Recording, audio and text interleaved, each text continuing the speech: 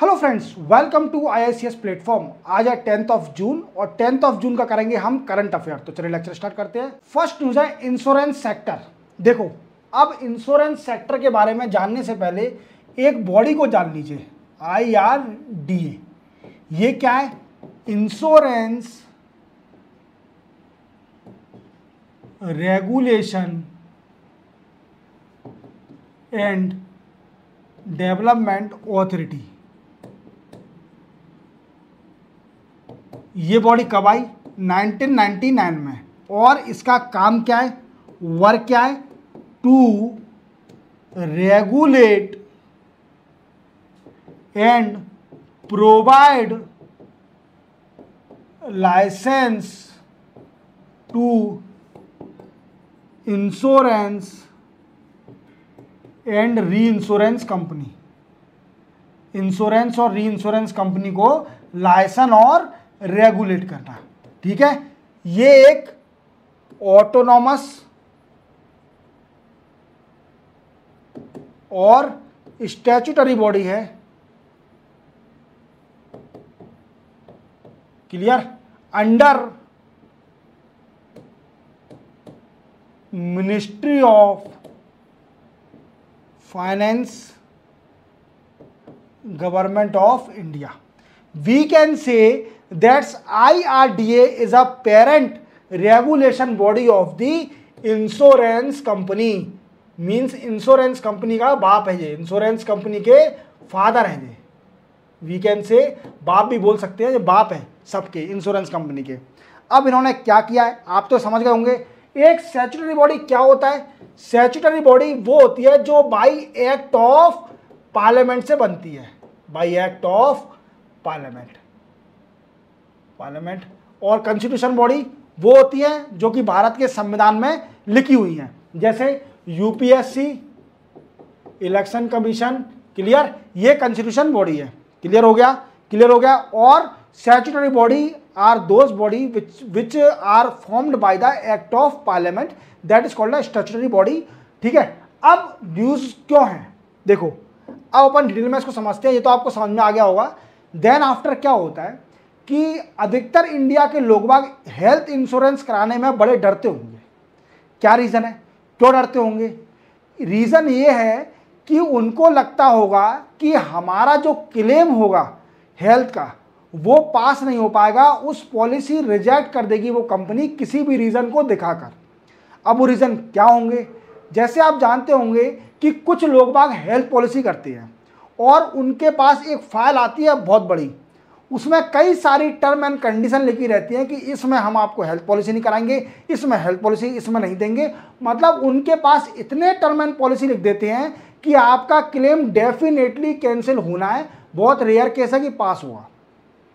समझ में आ गया? अब इस मामले में कौन आ गया है? IRDA आ गया है, क्योंकि वो क्या है कि वो पेरेंट रेगुलेशन बॉडी है of the insurance company and reinsurance company की। अब उन्होंने इस मामले में कूद गए हैं क्योंकि हमारे इंडिया में हेल्थ इंश्योरेंस का पेनिट्रेशन बहुत कम है। What I means, health insurance बहुत कम लोगों पर है। तो इसी को देखते हुए, मद्देनजर देखते हुए कि IRDA ने हेल्थ इंश्योरेंस में कुछ चेंजेस करे हैं और कुछ डायरेक्ट करा है कि आपको ऐसा करना पड़ेगा। अब कुछ बिंदु हम पढ़ेंगे। IRDA तो आपको समझ में आ गया होगा कि IRDA बॉडी क्या है। अब अपन समझेंगे कि क्या क्या इसने क्या डायरेक्ट करा है हेल्थ इंश्योरेंस कंपनी को। अब देखो, सबसे बड़ी बात,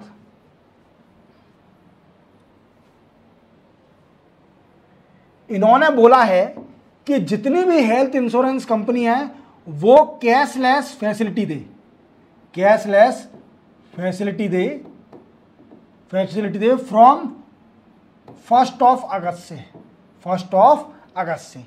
अब आप कई हॉस्पिटल में जाते होंगे, आपको एक बड़ी दिक्कत आती होगी। क्या दिक्कत आती होगी? दिक्कत ये आती होगी कि आप जाते हो कि हमारे हॉस्पिटल में तो आपकी कंपनी का कोई क्लेम पास हो ही नहीं सकता, क्योंकि ये कंपनी कैशलेस प्रोवाइड नहीं कराते। हम लोग आपको पैसा पहले देना पड़ेगा, देन आफ्टर आपकी कंपनी पास करेगी इसको, आप इसको पेपर को लगा देना। लगाने के बाद आपको क्या पता चलता है कि आपके पास ही नहीं होते पेपर, किसी भी रीज़न दिखाकर आपको कैंसिल कर दिया जाएगा। समझ में आ गए? समझ में आ गया। और आप इस लफड़े में पढ़ना नहीं चाहते, इतने सारे पेपर वर्क को कौन देखेगा, भाड़ में जाने दो, चला गया, समझ में आ गया। फिर आपको हाथ लग जाएंगे, एक बार तो आपने करा ली हेल्थ पॉलिसी, देन आफ्टर अगर आपको हाथ लग गए आप कभी हेल्थ पॉलिसी नहीं कराओगे। पर उसको करने के लिए कि लोगों को हेल्थ पॉलिसी में जागरूकता बढ़ाने के लिए IRDA ने कुछ अच्छे डिसीजन लिए हैं। पहला डिसीजन लिया है कि जितनी भी हेल्थ इंश्योरेंस कंपनी है वो हर हॉस्पिटल में कैशलेस फैसिलिटी प्रोवाइड कराए, और इसी के साथ उनके यहाँ पर हॉस्पिटल में उनका एक हेल्प डेस्क होना चाहिए। Help desk in physical mode में एक हेल्प डेस्क होना चाहिए जो कि ऑथराइजेशन करे आपके हेल्थ पॉलिसी को। देन आफ्टर तीसरा पॉइंट क्या बोला है, तीसरा पॉइंट ये बोला है कि आपको प्री ऑथराइजेशन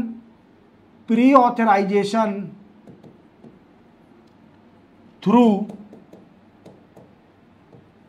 डिजिटल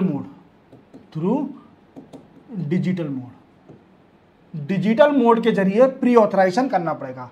अब देखिए, आपके पास अगर हेल्थ पॉलिसी है और आपने अपने एजेंट को फोन लगाया कि भैया मेरा पेशेंट भर्ती है, आप आ जाइए, मेरी पॉलिसी पास करवा दीजिए।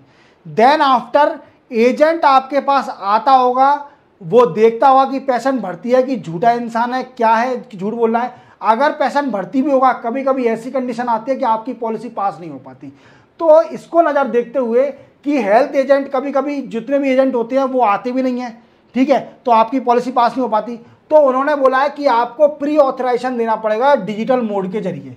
आपको कोई ज़रूरत नहीं है एजेंट भेजने की, आप डिजिटल मोड के जरिए अपना ऑथराइजेशन कर दीजिए। एक और तीसरी बात बोली है कि 1 आवर के अंदर प्री ऑथराइजेशन हो जाना चाहिए। Means within 1 hour pre authorization हो जाना चाहिए, 1 घंटे के अंदर। समझ में आ गया। तीसरा और चौथा पॉइंट बोला है कि within 3 hour discharge authorization हो जाना चाहिए। डिस्चार्ज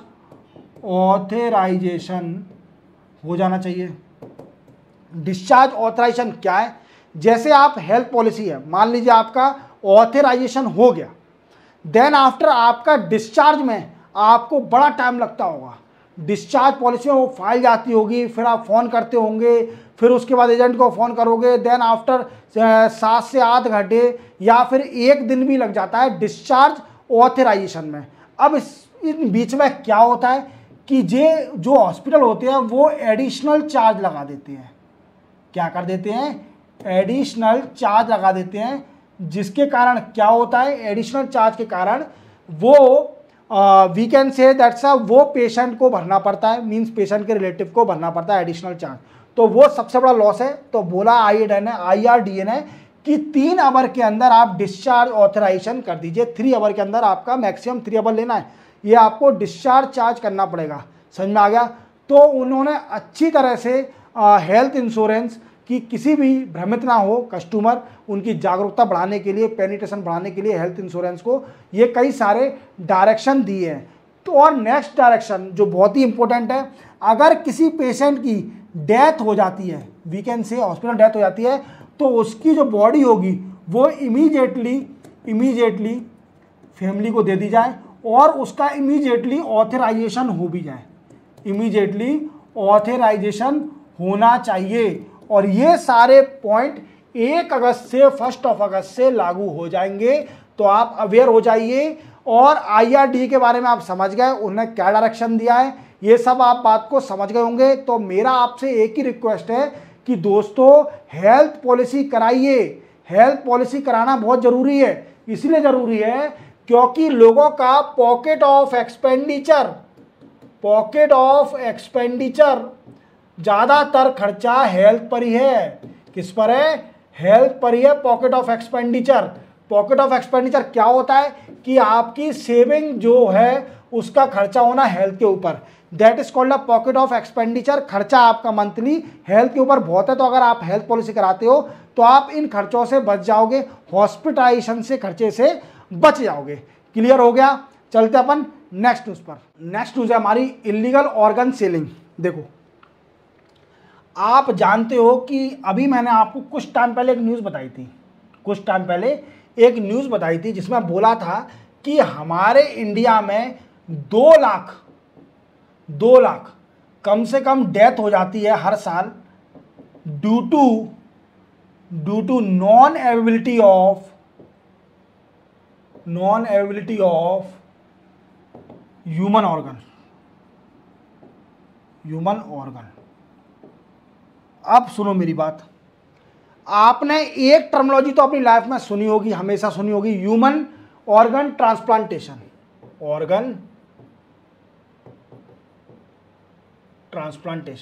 इसका मतलब क्या होता है? इसका मतलब होता है कि एक ह्यूमन के ऑर्गन को दूसरे ह्यूमन में ट्रांसप्लांट करना, जिसका ऑर्गन डायसफंक्शन हो गया है, मींस काम करना बंद हो गया है, तो उसका दूसरे का ऑर्गन किसी दूसरी बॉडी में इम्प्लांट करना, that is called organ transplantation. Clear? मैंने आपको ये बेस क्लियर कर दिया। अब क्या हो रहा है कि सेंट्रल जो गवर्नमेंट है उसने डायरेक्ट किया है, डायरेक्ट या to state and union territory to take action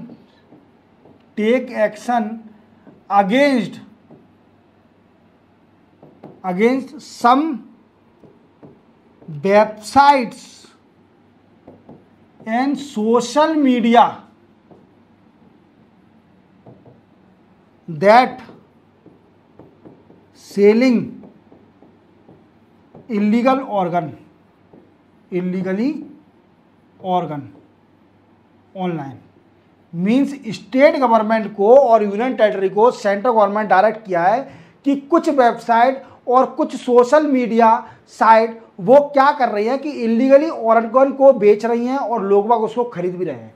समझ में आ रहा है? इलीगल ऑर्गन को बेच रही हैं जिससे कि जो ये 2 लाख की डेथ हो रही है वो बच सके। अब ये गलत है। ये गलत क्यों है? कि हमारे इंडिया में ऐसा कौन सा कानून है कि इलीगल ऑर्गन बेच नहीं सकते, ऑर्गन को बेच नहीं सकते? तो वो कानून है मेरे दोस्तों, याद रखना, वो कानून है कि ट्रांसप्लांटेशन ऑफ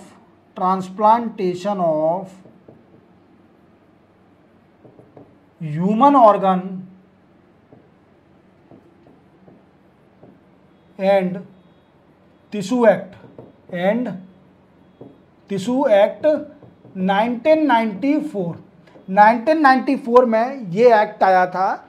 इसमें बोला गया है कि ऑर्गन का ट्रांसफर बेचना वो इलीगल है, दैट्स इलीगल, ये इलीगल है। और इसी के साथ बताना चाहूँगा कि इस एक्ट के अंदर क्या सजा का प्रावधान है। तो देखो, इसमें अगर कोई भी इस एक्ट को वॉयलेट करता है तो उसे फाइन देना पड़ेगा, fine from 2 lakh to 1 crore rupees, 1 crore तक फाइन देना पड़ेगा। देन आफ्टर दूसरा है, उसे सजा हो सकती है imprisonment from 5 year to maximum 10 साल तक की सजा हो सकती है। क्लियर हो रहा है? उसको 5 साल से लेकर 10 साल तक की सजा भी हो सकती है अगर इस एक्ट को वॉयलेट करता है तो। अब आप देखिए, ह्यूमन ट्रांसप्लांटेशन आप जानते हो कि अभी इंडिया में कितनी दिक्कत आ रही है। कई लोगों की, 2 लाख लोगों की एनुअली मृत्यु होती है। किसके कारण? Due to non ability of human organ की एबिलिटी ना होने के कारण 2 लाख हर साल एनुअली मर जाते हैं लोग, डेथ हो जाती है। तो और कुछ लोग क्या कर रहे हैं कि सोशल मीडिया और वेबसाइट पर ह्यूमन के ऑर्गन को बेच रहे हैं। जैसे कि किसी की किडनी खराब हो जाती है तो किडनी खराब होने के लिए कुछ लोग क्या कर रहे हैं, निकाल के इलीगल तरीके से बेच रहे हैं। उससे क्या होता है कि वो हमारे भारत का जो एक्ट है transplantation of human organ and tissue act 1994 वो वॉयलेट हो रहा है, जिसमें प्रावधान है कि अगर कोई भी ह्यूमन ऑर्गन को इलीगली बेचता है तो उसे फाइन लगेगा, 2 लाख से लेकर 1 करोड़ तक का फाइन लग सकता है और उसको सजा हो सकती है 5 साल से लेकर 10 साल तक के लिए। तो ये एक्ट का नाम याद रखना, इसको क्रिएट करने में काम में आएगा। और अभी एट प्रेजेंट आप जानते हो कि ऑर्गन ट्रांसप्लांटेशन का कितना इशू चल रहा है और ह्यूमन ऑर्गन की अभी इंडिया को कितनी रिक्वायरमेंट है। इसी के साथ चलते हम नेक्स्ट न्यूज़ पर। नेक्स्ट न्यूज़ हमारी solar energy corporation of India. अब देखो, इसको अपन पहले शॉर्ट में लिख लेते हैं, SECI। ये क्या है? इसने क्या करा है, एक रिक्वेस्ट ऑफ सिलेक्शन निकाला है, इशू करा है रिक्वेस्ट ऑफ सिलेक्शन। ये क्या होता है? ये रिक्वेस्ट ऑफ सिलेक्शन किसने निकाला है? For selecting green ammonia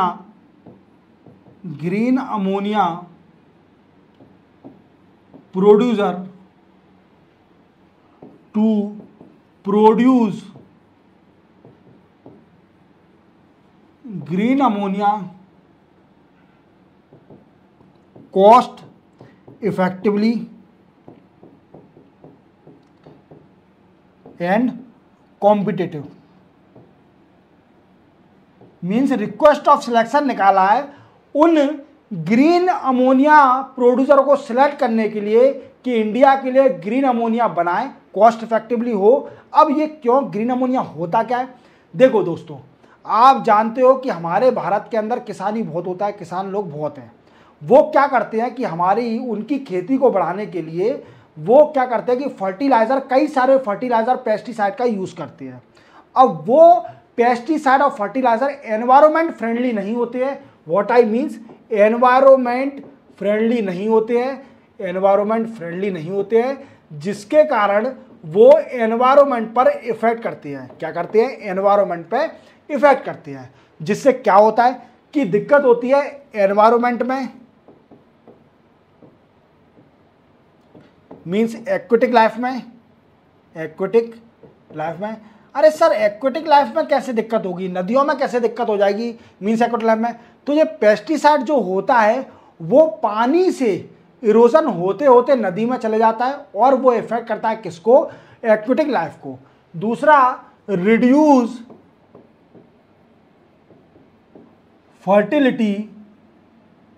fertility of soil. Soil की फर्टिलिटी को भी रिड्यूस करता है। अब एक और बात याद रखना, रिक्वेस्ट ऑफ सिलेक्शन किस कानून के जरिए, किस प्रोग्राम के जरिए निकाला है? तो एक प्रोग्राम है, उसका नाम याद रखना, मैं आपको बता देता हूं। वो प्रोग्राम रिक्वेस्ट ऑफ सिलेक्शन निकाला है under section 2A of strategic intervention of green hydrogen transition. We can say SIGHT, इसको अपन साइट भी बोलते हैं, साइट प्रोग्राम। ये प्रोग्राम है under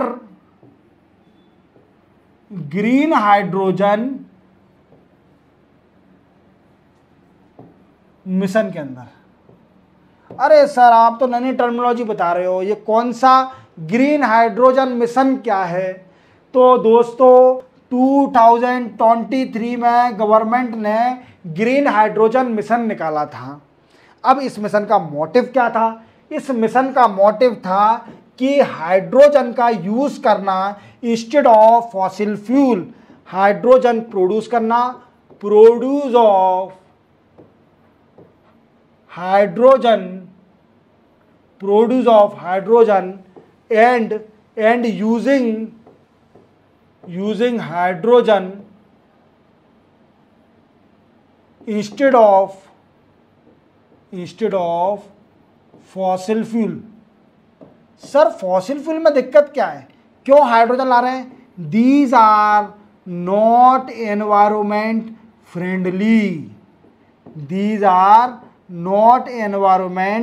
friendly. What I means, carbon by product निकलता है, कार्बन बाई प्रोडक्ट, और जो कि एनवायरमेंट में कार्बन की क्वांटिटी बढ़ाता है। That also lead to climate change पर भी इफेक्ट करता है, and also enhance the greenhouse gases. और जो हाइड्रोजन है वो एनवायरमेंट पे इफेक्ट नहीं करेगा, वो greeny and eco friendly fuel है, जो कि यूज करा जाएगा in future instead of fossil fuel. तो आपको पूरी बात समझ में आ गई। Solar energy corporation of India ने रिक्वेस्ट ऑफ सिलेक्शन क्यों निकाला है, ग्रीन अमोनिया क्या होता है, और ये जो निकाला है रिक्वेस्ट फॉर सिलेक्शन वो किस सेक्शन, किस प्रोग्राम के सेक्शन में आता है, अंडर कौन सा मिशन, ग्रीन हाइड्रोजन मिशन। और ग्रीन हाइड्रोजन मिशन आपको पता चल गया होगा कि 2023 में सरकार ने ग्रीन हाइड्रोजन मिशन निकाला था। क्लियर हो गया। चलते अपन नेक्स्ट न्यूज पर। नेक्स्ट न्यूज है हमारी नरेंद्र मोदी साहब के ऊपर। अब जैसे आप जानते हो कि मोदी 3.0 स्टार्ट हो चुका है। क्या स्टार्ट हो चुका है? 3.0 स्टार्ट हो चुका है। मीन्स मोदी साहब ने थर्ड कंजिक्यूटिव पीएम बने हमारे देश के, तीसरे लगातार पीएम बने हैं देश के। और इनकी कल 9 तारीख को इनके ओथ सेरेमनी थी। अब ये न्यूज़ में क्यों है सर? आप क्या ये बता रहे हो कि कितने क्या मिनिस्टरों ने शपथ ली है? ये मायने नहीं रखता कितने लोगों ने शपथ ली है या कितने लोगों ने ओथ लिया है, कितने कैबिनेट मिनिस्टर बनना है, ये मायने नहीं रखता। ये तो डिपेंड करता है इन सर के ऊपर, पीएम साहब के ऊपर। कभी भी पोर्टफोलियो चेंज हो सकता है। पोर्टफोलियो कोई पर्टिकुलर सर्टेन नहीं होता है, इसकी अनसर्टेनिटी रहती है। अगर अच्छा काम करोगे तो आप इस पोर्टफोलियो में रहोगे, अगर नहीं करोगे तो आपको रिप्लेस कर दिया जाएगा। That doesn't matter. मैटर करता है फॉरेन पॉलिसी ऑफ